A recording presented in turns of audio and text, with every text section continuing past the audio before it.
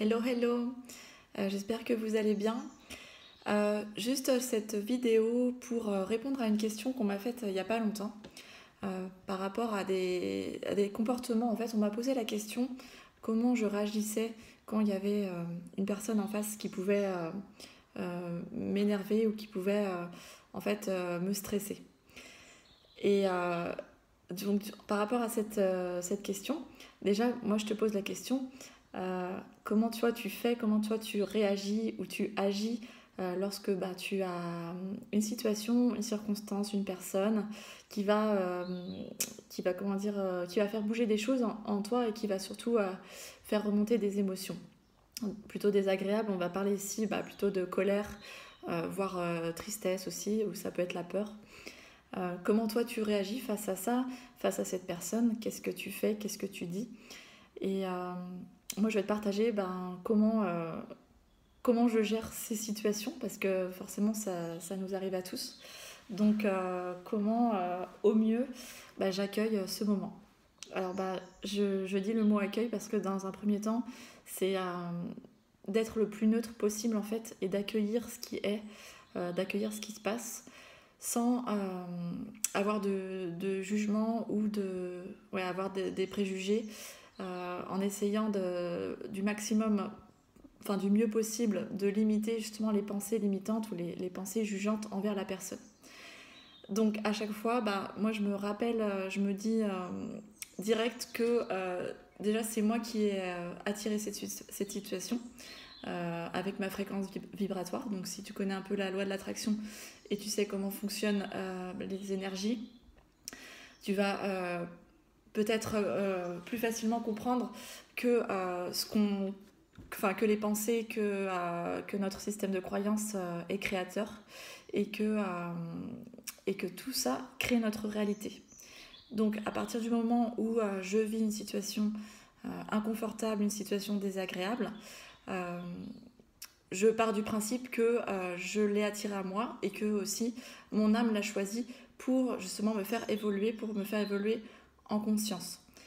Donc, en fait, pour moi, quand on vit des situations désagréables, quand on vit des circonstances qui vont nous faire réagir, euh, ça va venir toucher nos blessures les plus profondes, celles qu'on n'a peut-être pas encore été voir en profondeur ou qu'on n'a pas laissé sortir.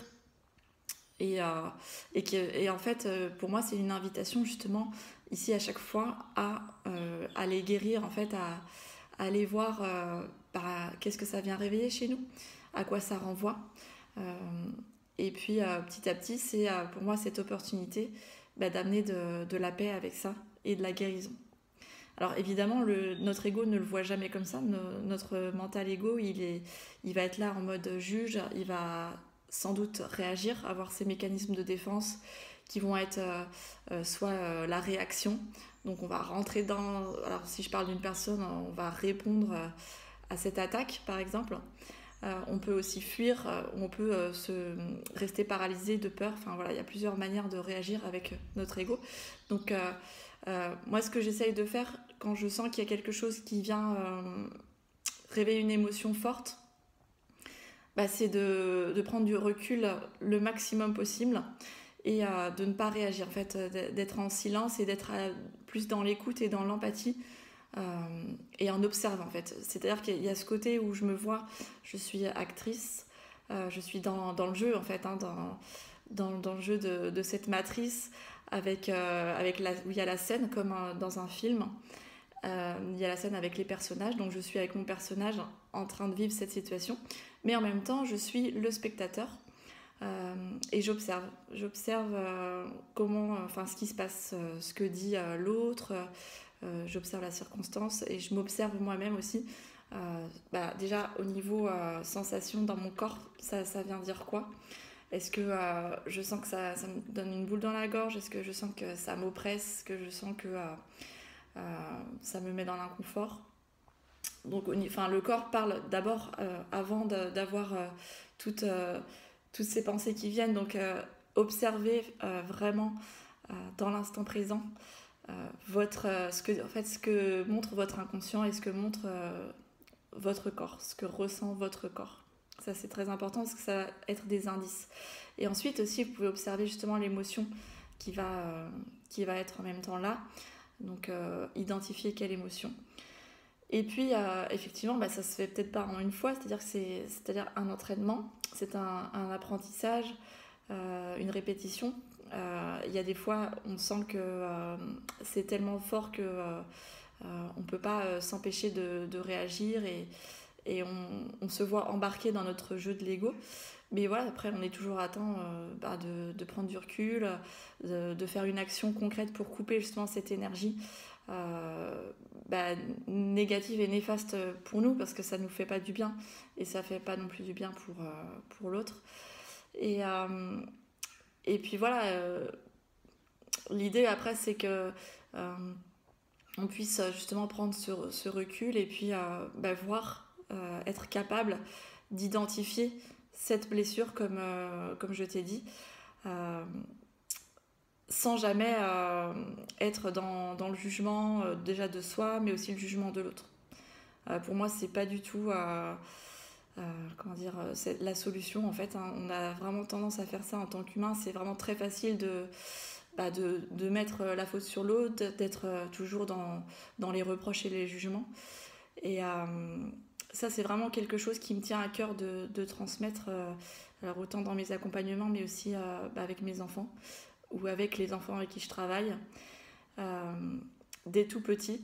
Et aussi avec les parents, parce que c'est tellement facile de blesser nos enfants qui n'ont pas forcément la capacité ou la maturité émotionnelle pour répondre, pour réagir. Donc c'est tellement facile en fait de leur couper la parole, de les casser, de leur renvoyer en fait des choses voilà, qui peuvent les impacter en fait dans leur vie, dans leur enfance. Et voilà, donc c'est tous ces petits moments aussi qu'on vit depuis notre enfance qui vont créer ces blessures en fait, qui vont de plus en plus nous faire du mal peut-être et peut-être qui ressortiront plus tard avec d'autres circonstances où, si vous remarquez, les schémas sont toujours répétitifs. Donc tant qu'on n'a pas guéri notre blessure ou nos blessures émotionnelles, on revit toujours les mêmes schémas avec pas forcément les mêmes personnes, mais c'est toujours en boucle. Donc c'est pour ça que c'est toujours soi avec soi et que dès lors qu'il y a une personne en face, une situation qui vient réveiller une émotion désagréable, c'est toujours, comme j'ai dit, cette opportunité pour nous de guérir la blessure et c'est vraiment toujours soi avec soi. L'autre, il est là pour justement mettre en lumière ce qui ne va pas. Donc depuis le cœur, depuis notre âme, on pourrait même remercier cette situation et remercier l'autre de nous faire vivre ça. Alors je sais qu'il y en a peut-être qui ne seront pas d'accord avec ce que je dis, mais c'est ok. C'est juste moi ma vision, c'est juste ma façon de voir les choses. Et c'est comme ça que je ressens je ressens en fait le plus de paix quand j'agis comme ça, quand je réagis comme ça. Et je dis pas que c'est toujours facile. Je dis pas que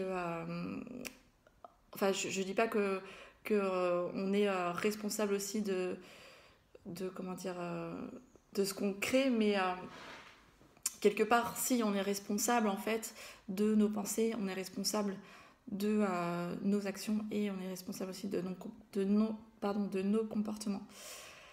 Donc plus on va observer et, en tant que spectateur et en même temps on va se voir agir d'une manière ou d'une autre consciemment, plus on aura cette capacité de calibrer ce qui va, ce qui va pas, ce qui fonctionne pas, ce qui nous fait du mal ou pas, et puis de petit à petit corriger, se réaligner par rapport à qui on est et pas réagir depuis l'ego et depuis les blessures émotionnelles, mais depuis vraiment qui on est, notre essence même. Donc voilà. C'est ce que je réponds en fait à cette question. Donc si ça peut t'aider, Tu peux mettre en pratique déjà dès maintenant. Si tu sens que tu as cette facilité de juger ou de réagir d'une manière ou d'une autre depuis l'ego, va voir à quelle blessure ça te renvoie et essaye d'être le plus neutre possible pour justement pas envenimer et amplifier la situation. Déjà que si elle est déjà tendue, ne pas encore en rajouter une couche. Et puis petit à petit, toi te remettre en question sur justement tes pensées, tes croyances et aller changer celles qui sont, qui te pourrissent la vie clairement hein, et qui t'empêchent d'avancer pour être de plus en plus en paix avec toi. Voilà pour ça. Eh bien écoute, je te souhaite une très belle journée et puis à bientôt dans une prochaine vidéo. Ciao ciao.